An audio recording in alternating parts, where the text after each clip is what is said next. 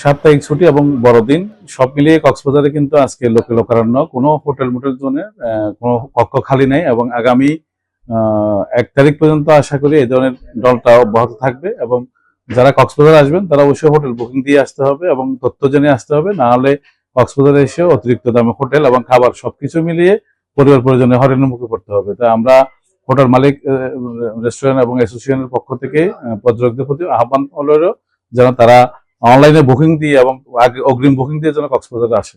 আমরা প্রায় 4 স্তর বিশিষ্ট আমরা নিরাপত্তা এবার বেস্টিটি করব।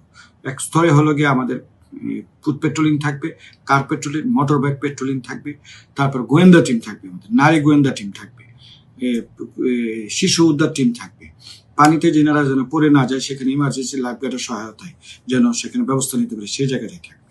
আর ছিনতাইকারীরা যে কোনো যেন ছিনতাইয়ের কবলে না পড়ে তাদেরকে আমাদের প্রিঅ্যাক্টিভ আমরা ব্যবস্থা নিয়েছি, প্রোঅ্যাক্টিভ যেটা বলে, সেই প্রোঅ্যাক্টিভ ব্যবস্থাপনার মধ্যে অনেক ছিনতাইকারীকে ইতিমধ্যে আমরা গ্রেপ্তার করে ফেলেছি। আর বাকিরা যারা গ্রেপ্তার হয় নাই তাদেরকে খুব শিগগিরই 31 এর আগে আমরা কিন্তু গ্রেপ্তার করে ফেলবো।